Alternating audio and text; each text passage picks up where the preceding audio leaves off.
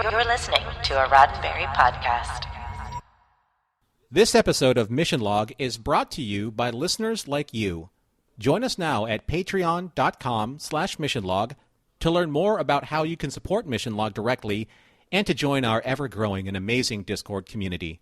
That's patreon.com/missionlog. Mission Log, a Roddenberry Star Trek podcast, episode 420, Covenant.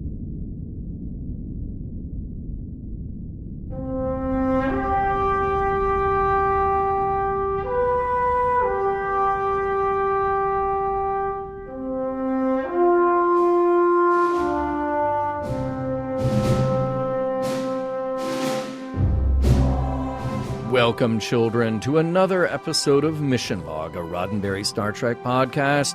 I'm John Champion. And I'm Norman Lau. Each week on Mission Log, we examine an episode of Star Trek, and we have faith in each other and in you, dear followers, that we will examine it for its moral lessons, deeper meanings, and thought-provoking messages. This week, Covenant, the one where... hang on, let me check my notes. Okay, I've got it. Gul Dukat becomes a cult leader. Yeah, that tracks. Norman, why don't you tell people where to find us, and I'll come right back with trivia. Mission Log is a conversation about Star Trek, and that's why we want to hear from you. Use Mission Log Pod to give us a like and a share on Facebook and Twitter, then follow and rate us at Apple Podcasts to help others find the show. You can call us on Skype at Mission Log Pod, or by dialing 323-522-5641. Send us an email at missionlog@roddenberry.com, and remember, we may use your comments on an upcoming episode of Mission Log. And now, here's John Champion with your trivia. All right, trivia on today's episode, Covenant. It was written by Renee Echeverria, and while Renee gets the story and teleplay credit in one, it was a group effort, as always. At the top, you had Ira Stephen Bear and others who felt the need to refocus the DS9 story on Dukat as the bad guy, since we had spent a lot of time away from him since the end of the last season. You also had David Weddle, who was something of an expert on cults from his journalism background. That was part of his beat, as it were. And if we want to talk specifics, there was another big influence on this story. Not quite 2 years prior to this episode's original air date, the Heaven's Gate cult committed mass suicide in San Diego, California. They believed that they were to shed their corporeal bodies in order to join an alien spacecraft. Much has been covered about them in the years since, including the excellent 2020 HBO documentary Heaven's Gate, The Cult of Cults. This episode was directed by John Kretschmer, a returning name to the director's chair. John had many genre credits like Sequest, DSV, Xena, and Buffy, but we have only seen one other DS9 episode from him. That was A Simple Investigation. This is it for his DS9 contributions, all 2 of them, and he will be back for just 2 episodes of Voyager. How about that baby, folks? Well, there are a lot of laws governing how long children can be on set, and even more restrictions about the makeup that can be applied to them. The production crew on DS9 tried to get away with an animatronic, half Cardassian, half Bajoran baby, and it looked terrible. It just did not work. So there you had all the actors assembled, and Mark Alaimo doing his thing, trying to sell the scene, and they had to reshoot all of it. All those scenes with the baby had to be reshot, and they only used very brief images of a real baby with some modified makeup appliances to get those shots. Now, let's talk about our guest stars. Of course, as just mentioned, front and center, we have Mark Alaimo back as Gul Dukat. In his cadre, there are a number of Bajoran followers. We meet the happy couple, Benyon and Mika, played by Jason Leland Adams and Maureen Flanagan, respectively. Jason is from Los Angeles, though he formed a Shakespeare company in Washington, D.C. His on-screen work is mostly in TV guest roles, though he had a significant recurring role on Dr. Quinn, Medicine Woman. As Mika, Maureen started out in the mid-'80s in small TV roles and landed a lead in a sci-fi sitcom called Out of This World co-starring the late Donna Pascow and Burt Reynolds. A number of TV roles followed, including recurring spots on Seventh Heaven, 90210, and Starved. Finally, as Vedek Fala, we have Norman Parker. While this episode falls toward the end of Norman's on-screen credits, he has an impressive resume in both TV and feature films. Go all the way back to Dark Shadows in the late 60s, where he has a handful of credits there. Other TV soap opera roles followed. Then in the 80s and 90s, you'll find him in roles in Bonfire of the Vanities, Turk 182, and Prince of the City. This is Norman's only Star Trek appearance. This story sounds like a cult classic in the making. Let's see how it goes.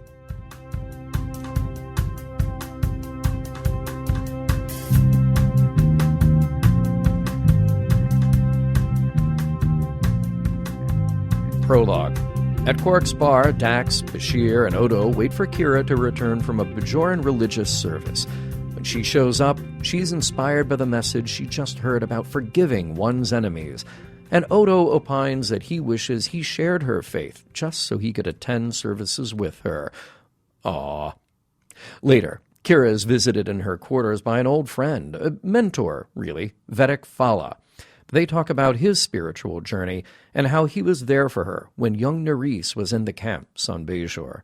He offers her a gift, a little stone that she puts in her hand, and when it starts glowing, Kira finds herself transported all the way to Empok Nor. She's surrounded by Bajorans wearing red armbands, the sign of members of a Pah-wraith cult, and she demands to know why she's been taken here. Only the Master can answer that question, and the Master turns out to be Gul Dukat. Act 1. Oh, hello, Dukat, is a tense reunion. Understandably so. Dukat tries to make his case. He was so touched by his experience with the Pah-wraiths. You remember, back when he snorted one and tried to use its power to close up the wormhole. Oh, and he killed Jadzia too? Well, he was so touched that now he sees the Pah-wraiths as the rightful gods of Bajor, cast out of the celestial temple by the prophets. He's full of love for the Bajoran people, not exactly atoning for the sins of being part of the occupying force of Bajor, but he does say that he was walking the path laid out by the prophets, the same prophets who abandoned Kira and every other Bajoran. And he's sorry about Jadzia.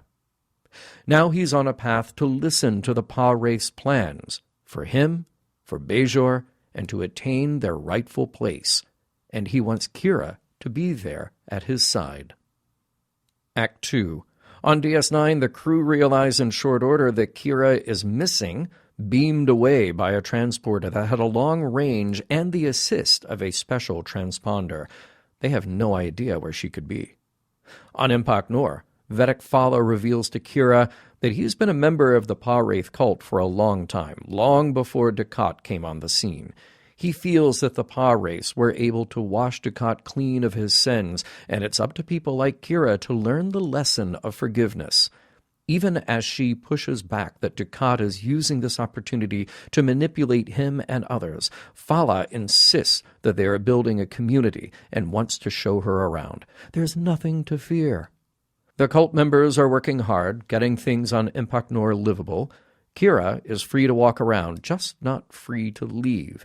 She meets Mika, who is pregnant with her and her husband Benyan's child, a child sanctioned by the Master, Dukat, since everyone else is committed to celibacy unless the Master deems otherwise.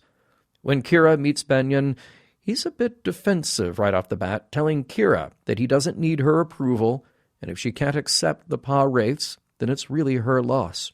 He just gets back to working on a painting of happy Bajorans smiling while surrounding their spiritual master. Time later, for a religious ceremony on the station, the members pray under the leadership of Dukat, and Kira sees an opening, a holstered weapon on one of the attendees. She grabs it, points it at Dukat, but when she does, the cult members, including Fala, stand in front of their leader to protect him. The only way to stop Dukat would be to kill all of them. And when Kira turns to leave, she's knocked unconscious from behind, and Dukat whispers, "Now do you understand how much they love me?" Act 3. When Kira is conscious again, she finds Dukat caring for her, bringing her food as well, which she refuses. The more she accuses him of being a fraud, the more Dukat insists he loves these people. Even during the occupation, he wanted their approval, their love, and look at him now. He's in a station in charge of Bajorans, and they really do love him. Now it just comes to Kira. She's his biggest challenge, and if he can win her over, he can win over any Bajoran, just as the Pah-wraiths want. But their conversation is interrupted with the joyous news that Benyon and Mika's child is due now. The first child born in their community. Dukat is full of graciousness and praise for the happy parents-to-be. When Mika is brought into the infirmary where the others are gathered, the baby is wrapped in a blanket. Benyon is the first to look, and their baby is definitely not full Bajoran like them. In fact, there's a distinctively gray shade to its skin and lightly reptilian features. The child is half Cardassian. Benyon and Mika look uneasy, but keep their thoughts to themselves. Dukat wastes no time, lifting up the baby for all to see, and he praises this momentous day where the Pah-wraiths have blessed them with this symbol of the covenant between Dukat and his followers.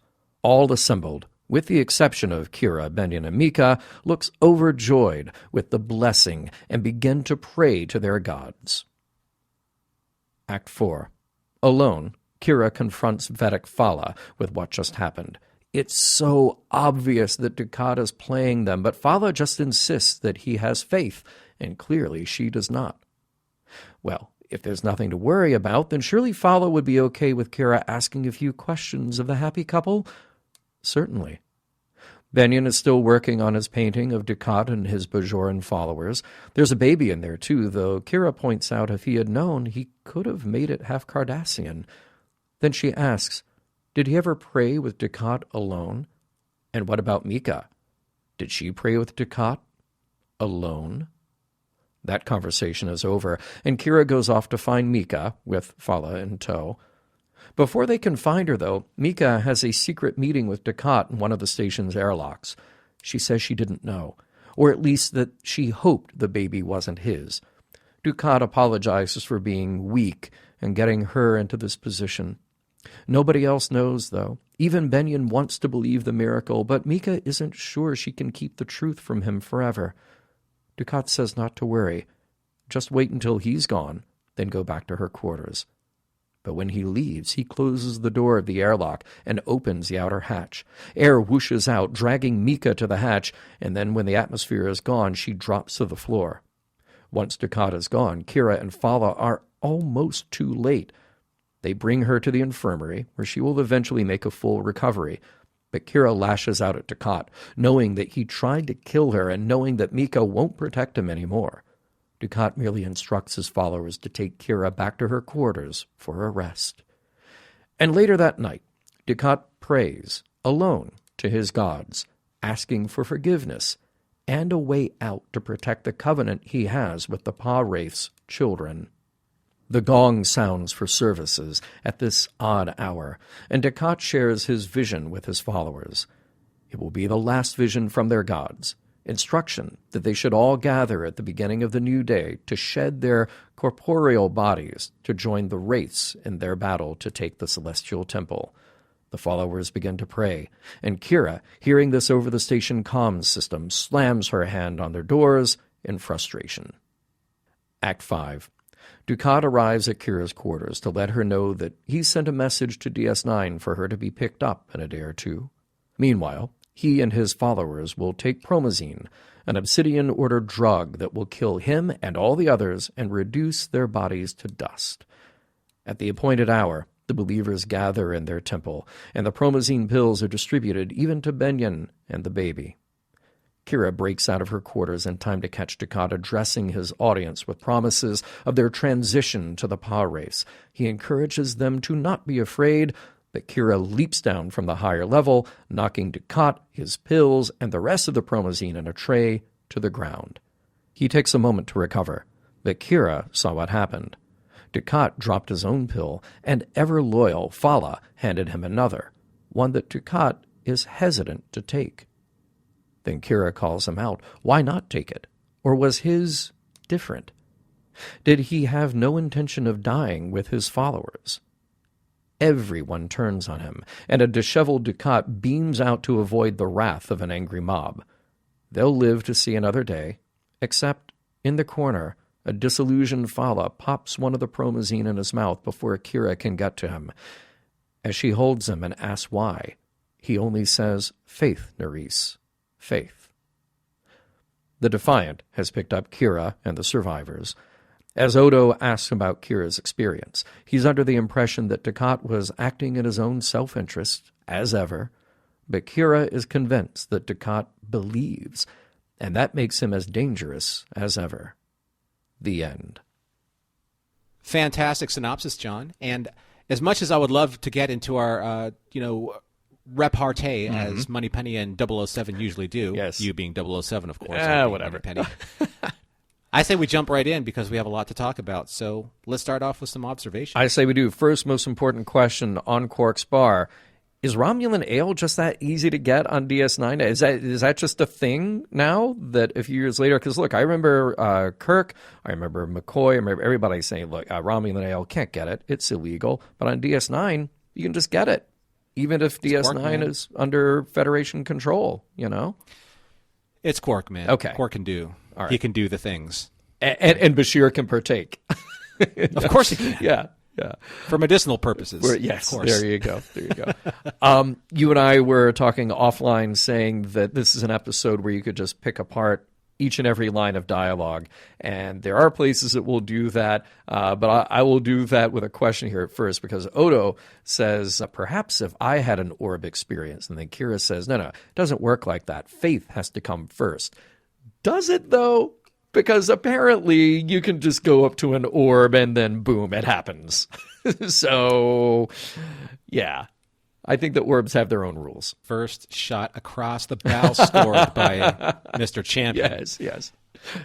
To be continued. Yeah. I'm curious, though. Does Deep Space Nine scan for weapons or unknown technology or things of that nature before letting people get on the station? Because that's a problem, right? Yeah. There are a couple of security lapses that we might be able to pick apart here. That would be one, for sure.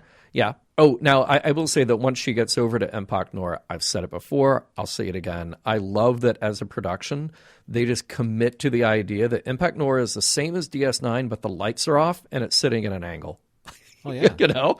Totally. Like I totally get it. It's an artistic decision. It tells us, the audience, without telling us that we're in a different place. But it's space. And it doesn't matter what angle. Yeah. But anyway, I kid. John, in space, no one can hear you lean. Yeah. That's so good.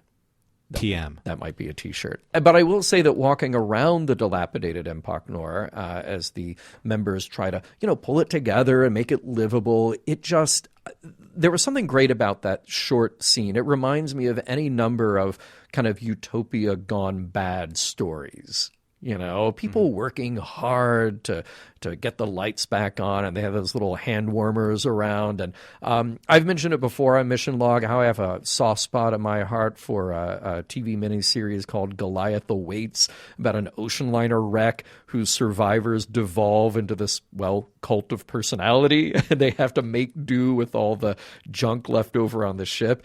It just immediately made me think of that, and I kind of loved it for that.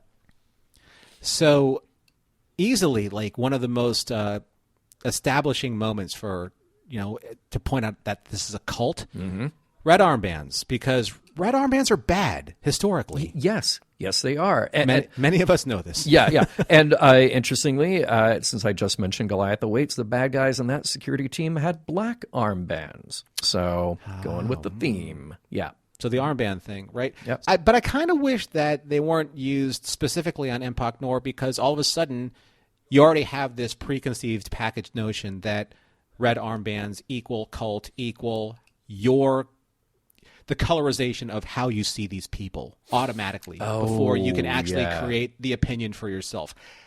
I wish they were a little bit more ambiguous about that so that you could feel a little bit more for these characters. Interesting. As opposed to, oh, you're wearing an armband, therefore you must be bad. That's a really good point. Yeah, Right? I agree. Speaking of people being bad, and many things that leap out right away. The old control someone's sexuality and you control them completely. Dukat definitely pulling this right out of any number of cult how-to books. Cults for Dummies. He got that right out of that book. And I mentioned it before. Those Bajoran hand warmers, which have a payoff because Kira's using that heater to blow open her door. I love just a weird, fun little detail. They don't make a big thing out of it. They're just there. I'd kind of like to have one of those if one of those props is for sale at some point. And, oh, man, speaking of so many good lines, and we'll come back to so many of them, what Kira says to Binyon, I've always found that when people try to convince others of their faith, it's really because they're trying to convince themselves. Oh, God. I mean, I'm sorry, oh, Pah-wraiths. I mean, I'm sorry, oh, prophets. I don't know what I'm saying. Oh, my God. By the way, look, I know the answer. Am I a sick and twisted individual? Yes, because I kind of want that mural that Binyon is painting. I want a copy of that. Yeah. Was it just me, or did anyone else get kind of like a foreshadowing Last Supper vibe from that painting? Ooh. Oh, interesting. You know what I mean? Yeah. I kind of get that. Well, and funny, offline, we were talking about V, the Kenneth Johnson miniseries from 1983, and I'm thinking about all that propaganda art of the visitors, right. And I felt like this was very much propaganda art with Dukat, all, kind of in the light, shining, and all those happy, smiling faces around him, twisted stuff. Yeah. Therefore, I like exactly. it. Yeah. Therefore, I like it. I know what I'm getting you for Christmas. I'm surprised Kira, being kind of like the tactical colonel, soldier, military person that she didn't clear the blind spot behind her when she pulled that phaser from the crowd. Yeah. Basically letting those people behind her get the drop on her, clearing the room. Right. That's a good point. I mean, sure, it's a plot point, but I'm just like, she knows how to get in and out of a secure room and to secure her own safety, so you're in the middle of a room. Yeah, she's better than that. I think so. While we're doling out advice, I will dole out another piece of advice. Don't have a tense personal encounter in an airlock. Right. That's never a good idea. It will not go well for at least one person in that party. Could be more, depending. Yeah. So I loved how you brought up the trivia about the baby or an infant having like a set certain amount of time with prosthetics and being on set. Yes. But, oh boy. Or was it a girl? We don't know. We don't know. Do we? We don't know. Yeah. They just had a baby of some form and stuck a few little prosthetics on him or her. Yeah. And makeup. Yeah, and makeup. Right? Yeah. Just a little gray pallor there. Yeah. Yeah. Storytelling or narrative standpoint, since we're kind of like the fly on the wall as the audience, was Dukat's prayer to the Pah-wraith in fact sincere? Because if we are a fly on the wall, that means that we're watching him in real time pray in real time. Yeah. How does that color basically the rest of how you view the rest of the episode? Yeah. That is a great question, and honestly, we may never resolve that, but I felt like it was definitely a choice to have him alone praying. Could it simply be that he is still acting in total self-service, but he's maybe reaching? He's hoping for inspiration. He's hoping that he knows that the Pah-wraiths are real, whether or not they are gods, but could they in fact get him out of this and dispatch with his brainwashed followers? Don't know. But yeah, there is something about that scene with him being alone. He's not doing it for show. And then that kind of leads us to that moment with Odo and Kira at the end. Yeah. Mm-hmm. So rule of thumb here, folks. If ever you're planning on taking or planning to take a fake poison tablet, make sure you have a backup because reasons. Yeah. Right? Oh, you never know when it, this is like a trope in Hollywood or these kind of scenes where it kind of drives me nuts. You're like the only placebo that you have is the one that you lose, obviously. Right? So one in each pocket. It's a good plan.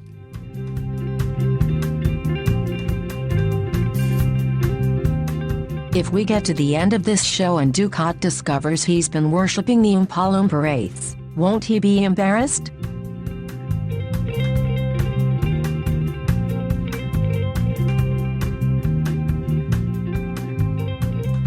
We will get right back to Covenant, but first, a word from us to all of you, our followers on Patreon, and hopefully soon to be followers on Patreon at patreon.com/missionlog.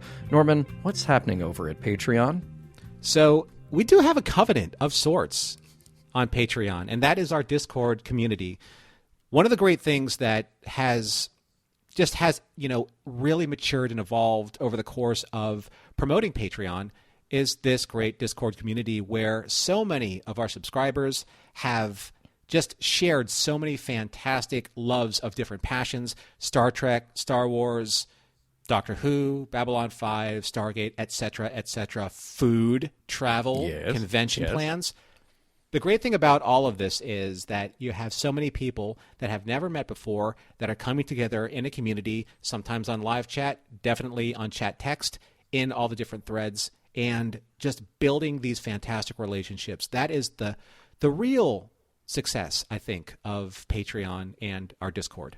So there's so much happening at the Mission Log Patreon. Even if you're not a part of Discord, but you should be, you get early access to our shows every week, the unedited, unexpurgated recording sessions. You get video of those shows. You get, of course, the swag that is exclusive to our Patreon members. And before you join us over there at patreon.com/missionlog, I do want to give a shout out to some of our newest members and say a big personal thank you to Joanna, Shishir, Helen, Kareem, Audrey, Ian, John Macy, who I had the pleasure of meeting at STLV in person. Welcome to all of you. Thank you. And I cannot wait to be engaged in a conversation with you in our Discord and in our live feedback sessions that we do every week. All right, Norman, a lot to unpack in this episode. I don't know how we'll do it all. Maybe we won't. Maybe we will. But let's start with the teaser, because right away in the teaser of this episode, Kira talks about how the services that she just attended were so moving about forgiving the people who have wronged you. That's a good lesson. That's a very good lesson. Does she really ever internalize that? Is that an on-brand thing for Akira, or is it one of those things where, we hear the lesson, we agree with it, and then we don't exactly put it into action? And I say we because I mean all of us all the time. I mean, I think that the tough thing with Kira is that, she's being used as the analog of somebody who understands her faith and obviously draws a lot of strength from it. But at the same time, though, she's only Bajoran, or Bajoran, as Gul Dukat would say. But you can only take your faith to a certain limit before it starts colliding with the reality of your life. So it's great to live by a certain standard, but there's the reality of living to that standard. And this is where faith and reality meet. And I think that that's where we are with Kira. Yeah, that's a good point, because she's presented with all these opportunities to forgive. And, of course, Dukat is trying to push her to forgive. It is self-serving. Of course, he wants her on his side for whatever twisted reasons he has. And there's a lot of twisted motivational reasoning behind everything that he does. But that is clearly a bridge too far, and, for good reason on her part. Now, I do want to bring up something that we talked about the last time we really got into the Pah-wraiths, something that you brought up that I thought was so interesting and such a good observation. When it comes to the Pah-wraiths versus the prophets, we don't know if they're the good guys or the bad guys. We're just taking it on, faith. Or red armbands. Yes. Well, that's our new tip-off. But we're taking it on faith that the good guys are worshiping the correct, powerful, non-corporeal aliens. And now it gets even murkier, because in this episode, you've got good Bajorans just trying to live their lives, taken in by someone who is/was a bad guy to them. And at that point, the Pah-wraiths still just become almost like an abstract concept there, because their worship is misplaced in Dukat. They can obviously justify whatever they want to by invoking the names of the Pah-wraiths, but they can twist it to say, well, the Pah-wraiths only want what is good for Bajor, and what is good for Bajor is what the Pah-wraiths want. It's a totally closed circular system that they have. And to your point, there isn't really any way. Nobody has sat down with either the Pah-wraiths or the prophets and said, now what do you want for Bajor? Now what do you want for Bajor? Now which one is actually the right course of action that we as independent thinking Bajorans could ask for? And that's the real struggle here, is that the people that worship both sides, either the prophets or the Pah-wraiths, they aren't given the choice. Right? Those choices are made either for them or at that moment when they are younger, say like, what religion are you going to choose? Well, obviously the prophets, because, my grandparents, they believed in the prophets. My parents believe in the prophets. They chose for me to believe the prophets. This is kind of like a roundabout way of saying that sometimes faith isn't your choice. It's chosen for you. I want to put something out on paper, like literally people like listening to this, get a piece of paper, get a pen or pencil. And ask yourself this question. Is there a fundamental difference between Dukat asking his chosen ones to sacrifice themselves at the end to become these holy warriors against the prophets versus Sisko asking the greatest ask of all time, and the same ask that Dukat did, of asking his crew to sacrifice themselves in the wormhole, one ship versus the entire Dominion fleet that was in the wormhole? What difference is there between those two asks? Because Dukat and Sisko are both emissaries of their respective faiths. They both are the chosen ones, whether or not they chose it or was thrust upon them. Yeah. Their people are the ones that have to follow the instruction of their emissaries. Those emissaries are therefore choosing what they believe is the right course of action, even if it ends up in the deaths of their people who have not chosen those fates for themselves. That is a really good question, and I can't wait to see the responses we get to that. If you don't believe what I'm saying, rewatch Sacrifice of Angels at the end. Nobody asked any of the crew on the Defiant whether or not they wanted to suicidally run up against an Dominion fleet and sacrifice themselves. The difference between Dukat and Sisko is that Sisko is also a commander, so the people on his ship have to obey him. Yeah. Precisely. Right? Precisely. Let's talk about some more of that dialogue, because there was a bit that there were so many that jumped right out to me, but there was another one that jumped out to me. And that is early on in Act 1 when Dukat challenges Kira. Have you ever asked yourself why the prophets let your people suffer? And she very reflexively says, the prophets have a plan for us. And then Dukat says, even as you speak those words, you must know how hollow they sound. This is one of those places where I have to say that Dukat is not wrong, because it is a kind of twisted logic that allows you to say that, well, whatever the outcome is, or whatever the journey to that outcome is, whether it is full of suffering or whether there's no suffering, I can say that that was the will of those that I worship, that was the will of those gods. And either way, I just have to put the interpretation. I have to give them the benefit of the doubt, no matter what. So if it's a failure, that's what they wanted. If it's a success, that's what they wanted. And to me, that is one of the most twisted pieces of using that faith as part of the argument. So the only way that I could really wrap my brain around how to put this in the context of which is worth discussing at an intellectual level and not an emotional level. So I went to the dictionary and I looked up the differences between what is a religion and what is a cult. And this is from the Merriam-Webster Online Dictionary. So a religion is the service and worship of a god or the supernatural and commitment to devotion to religious faith or observance. A cult is a religion regarded as unorthodox or spurious. Spurious meaning not being what it purports to be, false or fake. So, what makes a religion true and what makes a cult untrue? Who dictates those specific terms?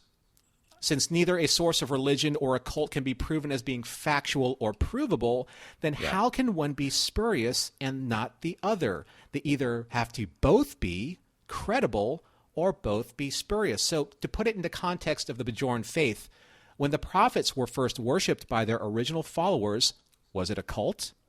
Was it spurious? And if not, why not? What makes the unprovable believable? And let's take this analysis one step further.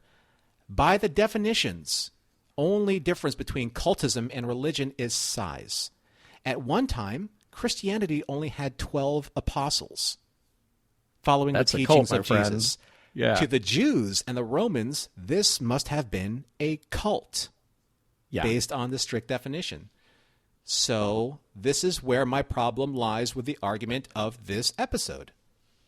I am so glad that you brought that up in exactly the way that you did, because I had a similar train of thought here, and I boiled it down into a couple of different lines here. And really, it comes back to Dukat. And to me, the most interesting thing in this entire episode, or in any cult story that you're telling, to me, it comes down to just a handful of questions. And, the first one is, why does anyone join a cult? Because nobody ever thinks that they've joined a cult. And to be fair, going on your definition, which I think is perfectly accurate, the use of the word cult is incredibly loaded, because it's usually the word that a big religion slaps on a smaller religion. Exactly. And there is no single defining attribute. So I think here we're using it kind of colloquially, and we're using it the way that it's used in the episode. Mm-hmm. Like, we've been told the worship of the prophets is the predominant religion. Anything that is not that, or specifically antithetical to that, like worshiping the Pah-wraiths, is the cult by definition here.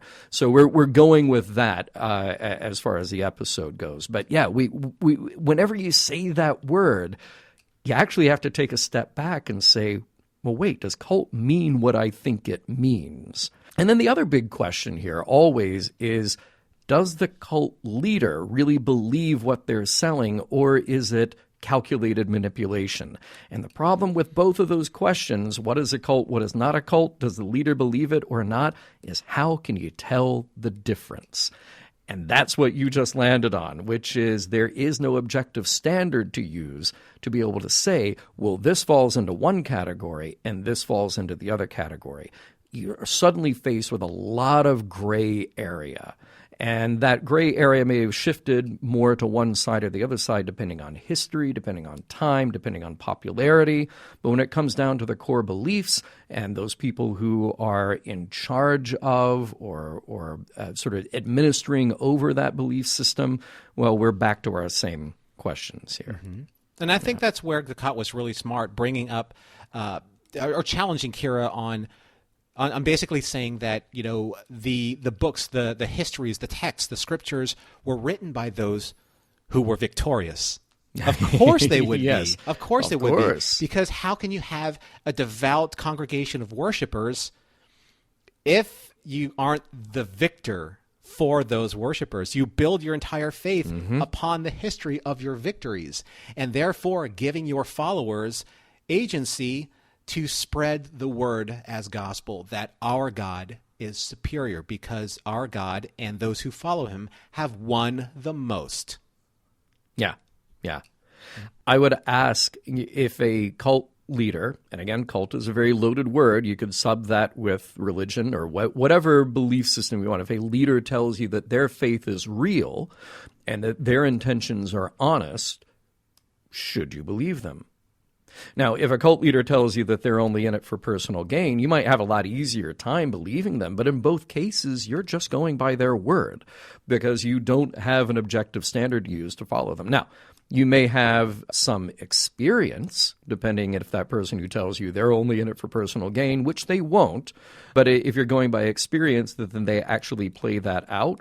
Okay, fine. But here's where we end up with this problem with Dukat. And you mentioned it in the last segment. We catch him praying. Alone, by himself in that room, presumably sincerely, but there is still an outcome that suits him as opposed to suiting the followers. So there could just be self-justification there. about whatever it is that he wants.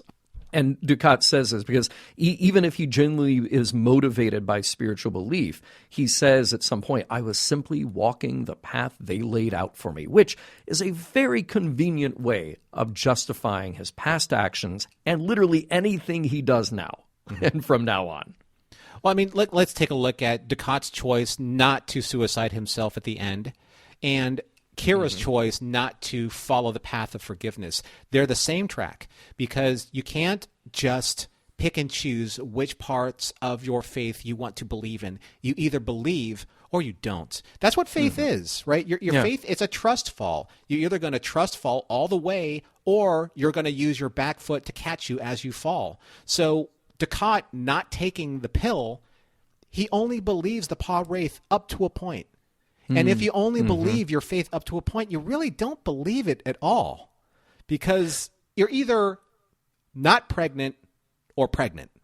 Right. There's not a little bit. Right. Yeah. Well, see, I wonder then, could Dukat just simply justify that of himself? Well, the Pah-wraith wanted me to survive so I could carry on with the next thing in the physical plane, while all my followers go to the non-corporeal plane. Yeah, but that's the slippery slope of saying, you know what, I really shouldn't have killed all those people, but in the name of the prophets, I did, so I'm justified. You know, it's the whole God wills it thing with the Knights Templar in, I don't know, every single version of the Knights Templar we've seen, and like in Kingdom of Heaven, God wills it. Does he really, though? The God that forgives, that teaches you how to love, that teaches you how to turn the other cheek, he willed you to basically massacre entire waves of all of your enemies. That's what he willed. Are you on this party line? Well, okay. I thought this was a really strong scene in the episode, and that's Fala and Kira's argument about the miracle baby. She absolutely will not believe what's going on here for good reason. She knows what's going on, but Fala uses faith as his sole argument, thereby negating Kira's skepticism. Which it kind of works, because Kira has seen some miraculous stuff, like, as you just pointed out, a whole Dominion fleet disappearing. Right? I mean, people, please, you can't forget that scene in the end of Sacrifice of Angels. That's one of the most Deus Ex Machina, i.e., like the God or whatever coming in to intervene on the behalf of the people, the characters in your story. That can't be discounted. It happened. It's canonical. So, it is. So it's not like we're trying to invent something to dispute this point of the argument. But when Fala said that, and Fala's the only one that actually swallowed the pill because he believed so much. He actually had the most amount of courage in this entire equation, because he never wavered from the very beginning that we met his character to the very end. He followed his faith. How many of the characters in this episode can you say did that?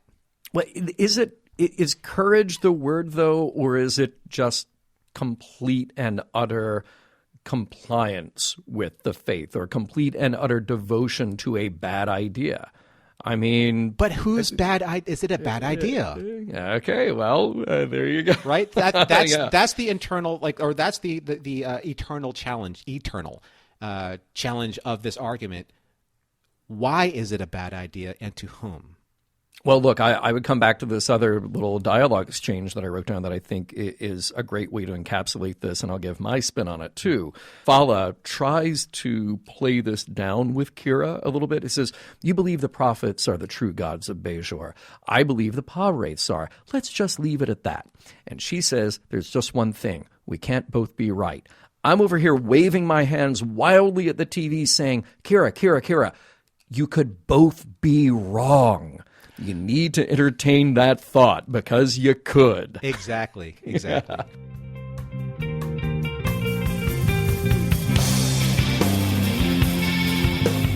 Someone really needs to repair Empok Nor's attitude control thrusters. Those poor people are still going to be upside down the next time we go there.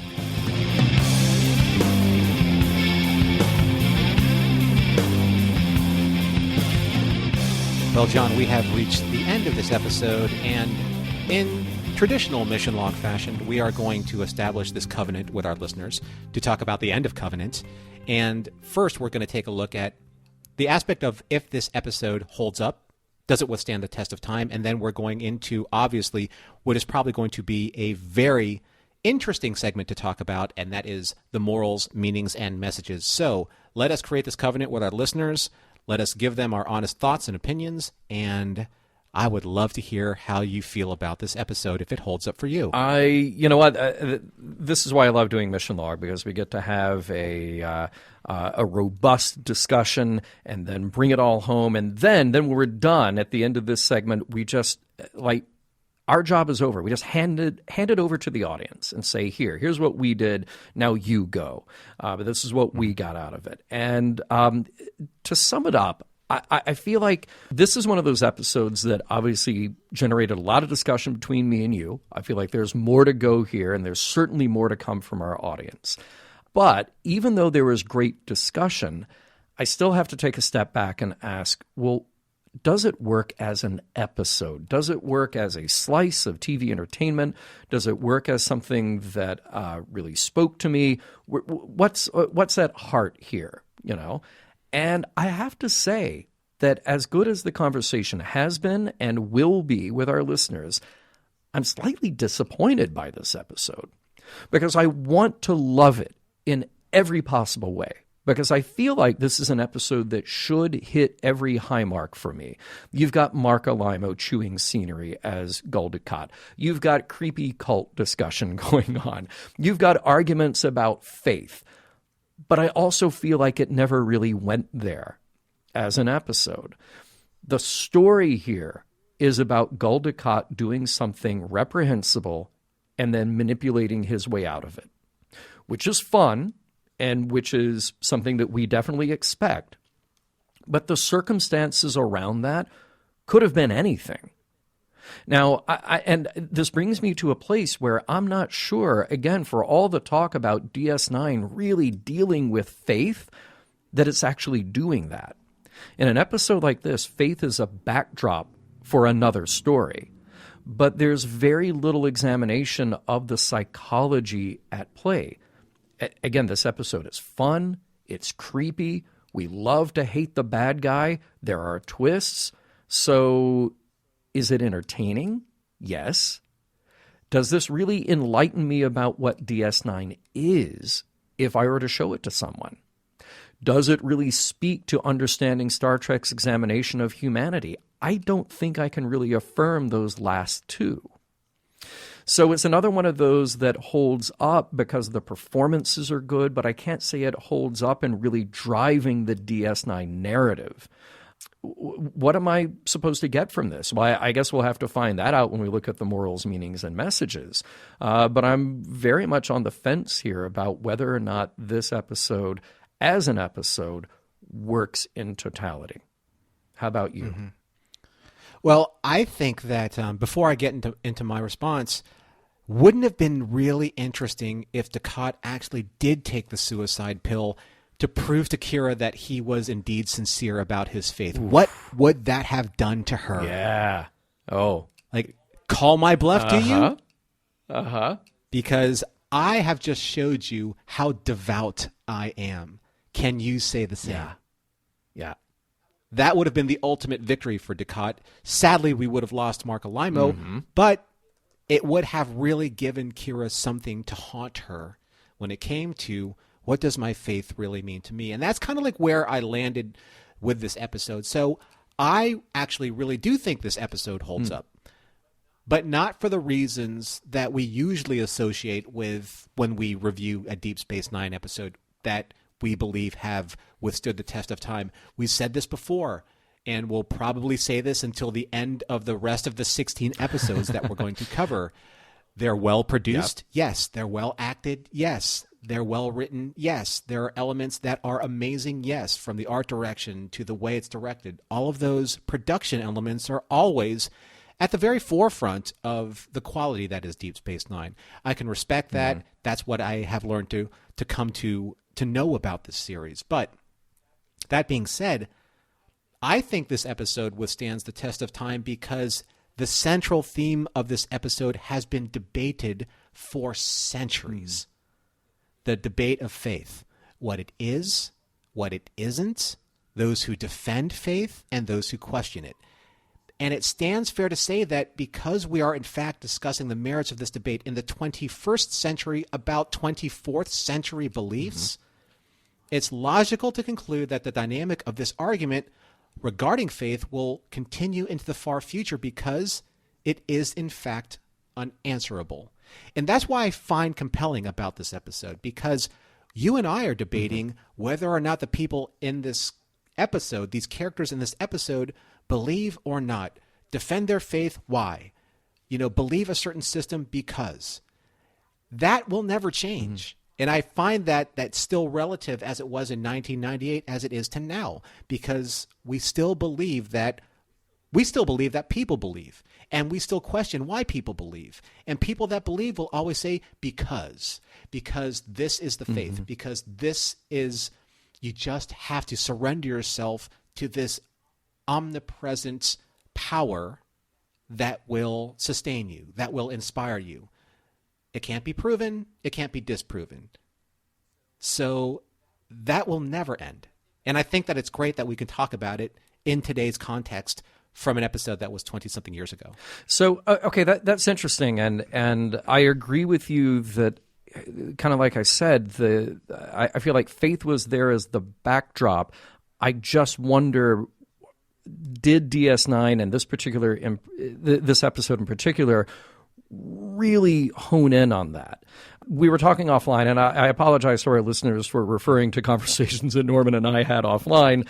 Our Patreon listeners are privy to the whole thing, but I do want people to hear this part of it, which is that sometimes, to me, I think Star Trek can do a really good job of just reflecting a story from the popular culture or reflecting a story that is socially relevant, and not necessarily doing a deep dive into the whys or wherefores of those characters and really give us like a moral stance on it. That's okay. Sometimes they leave us hanging and leave those questions there for us to figure out. I think this episode, for me at least, is in this weird sort of position on the fence of reflecting something that was very real world when this episode came out. And as you say, it is perennially a story that we hear about since the beginning of organized religion of any sort. There are offshoots, there are factions, there are quote-unquote cults that will draw the ire of the larger religions, that will create these tensions within groups of faiths or different faith believers. So to me, this episode, it shows it, but it doesn't really examine it in the deeper way that I wanted to. That said, you might have made me appreciate this a little bit more, only because at least it's out there, and at least it is one of these things where Star Trek can take a very big idea and say, we're going to play it out in a dramatic way, and then kind of dump it on you to figure out the rest of it. I mean, they tried to get there in some moments where Kira, between Kira and the painter, and she really kind of like let him have it with some really just kind of like snide and very hypocritical remarks. Even between her and Fala, because there's this whole like, I'm not trying to convince anyone of my faith, or something to that effect. I'm like, come on, really? I mean, I guess they have to write it for her character, but essentially, this is Kira was used as the allegory of those who are trying to push their religion to those who want to listen to it, and if people don't want to listen to it, she's going to disparage you about it. Even in the best of possible circumstances, anytime there are people of different faith backgrounds, faith or non-faith backgrounds, having a discussion about these topics, there is the almost implied presumption that the other person is wrong in some way. And you can, how could my God exactly be wrong? And you can keep it as civilized and dispassionate as possible, but there is always going to be that implication no matter what, and there's not really a good way around it. Which is why it is why will always be a conversation that we will always have. So talk to me then about what you got out of this episode in terms of morals, meanings, messages. Well, I mean, it's an episode clearly about faith. And in my opinion, it's an episode about faith, but not necessarily about, like you said, deep diving into studying faith. Where I landed in this final analysis of mine was, who decides what faith is? So what is the truth behind what is so devoutly revered by so many who willfully accept that which their said faith provides? Are there any answers? Well, not according to this episode, because almost every reference to why the prophets behave in such a dissociated manner towards who they worship, like as Dukat was saying, where were your prophets when we occupied you? Mm-hmm. What did they do for you? Mm-hmm. There was no answer to that. So what is faith? So the prophets work in strange and mysterious ways is the answer.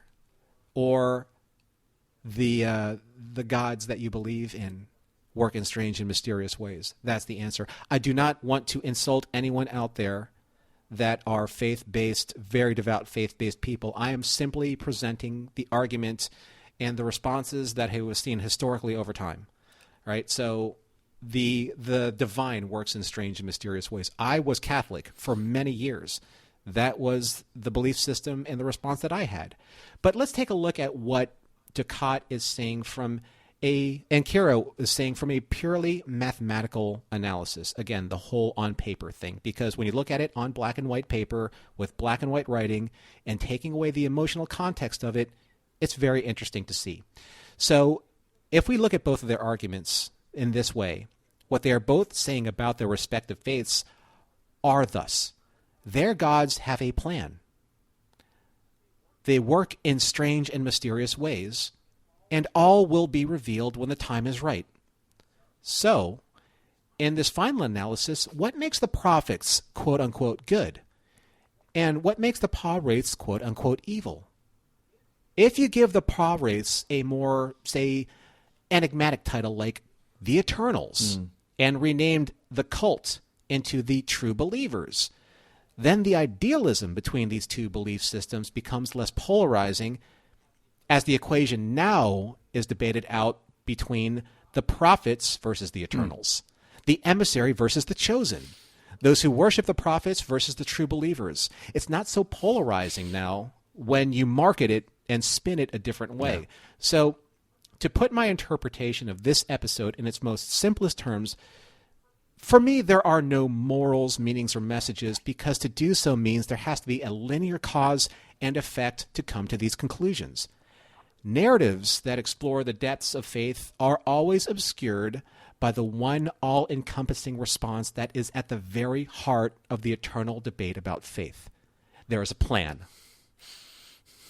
And I respect that it's good enough for those who believe that, but for me, it's the most obvious deflection to the circular logic of this discussion, and that there will never be an answer to this debate about belief, because no one has the ability to prove or disprove its existence. There will only ever be the devout who will defend this ever elusive question. That's how I came away with it. But what about you? Well, that's such an interesting way to put it, because then that sort of ensures that ongoing adherence to the quote-unquote faith, because there is not an answer. There is not a way to get to that end game until, well, you're unable to answer it. So my question about this episode that is about faith is still, did we really go there in the examination of faith? Because I feel like there were scenes or ideas that were untapped. Was the questioning of Dukat's motivations sufficient? Kira questioned it. She brought up all the good objections to what he was doing. Then we're thrown that curveball with the scene of him praying alone. Then we sort of get to this end where we get to say, well, she thinks he believes it. Odo says, well, it's still all self-serving no matter what. So I wonder if we got enough out of that. It was interesting stuff, to be sure. Was there any point that Kira had a crisis of faith? And Norman, you said it in such a great way. What if Dukat took the pill? What would it take to actually have Kira examine her faith and examine her adherence to her beliefs versus the beliefs of others? Did the other members of the Pah-wraith cult truly examine what got them there or what was going to happen next? No, no, and no. So the story plays out, but I don't know who among them learned anything from it, really. So what we do see is, we saw the tragedy of following a charismatic religious leader. As silly as it might be to accept Dukat in that position, in many ways it's still perfect, but that was already a given. Following a cult will pretty much always lead to problems. And we're all susceptible. And that's what's really interesting when we tell stories like this one. There, but for the grace of God go I. Okay, but which God? Are you sure you got that one right? Because all these people on opposing teams think that they do too. This episode may be anti-cult, but that's a pretty easy position to take. A far more interesting conversation to have is how you can tell if something is a cult, how people get taken in, and if there's a way out. Tragically, for many people, there isn't, and it's a perfectly human response that a guy like Fala, who can't reconcile reality with his beliefs, ends in a tragic way. At the end of the day, faith can be used as a shield to bend one's reality to fit a predetermined narrative. Fala does it over and over again, and it leads him to his demise. And what a waste. And I hope someone like Kira, just because she has she has the good kind of faith, can take a step back to see if she does the same thing. It's a good thing that they left Kira with some ambiguity at the end. Fala's final words should be scary, however they are parsed. Most damning of all, the will of the prophets, or the Pah-wraiths, or God, always seems to line up with what the person interpreting it already wants. It becomes a very convenient and self-serving relationship, no matter how hard someone prays for an answer. Mission Log is produced by Roddenberry Entertainment, executive producer Rod Roddenberry. Our website and your opportunity to comment and connect with us is missionlogpodcast.com. If you would like to support Mission Log directly, you can do so at patreon.com/missionlog. And for more Star Trek news and discussion, be sure to visit trekmovie.com. On the next Mission Log, it's only a paper moon.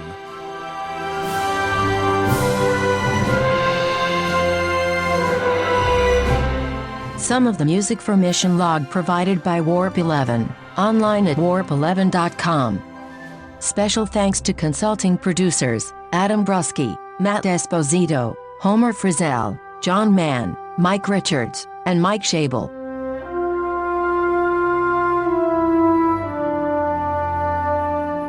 Say what you like about the Pah-wraiths in this episode. At least we weren't doing the Care Bear stare across the promenade.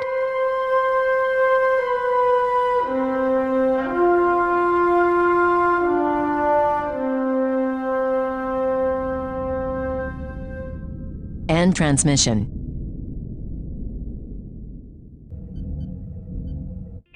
This is a Roddenberry podcast. For more great podcasts, visit podcast.roddenberry.com.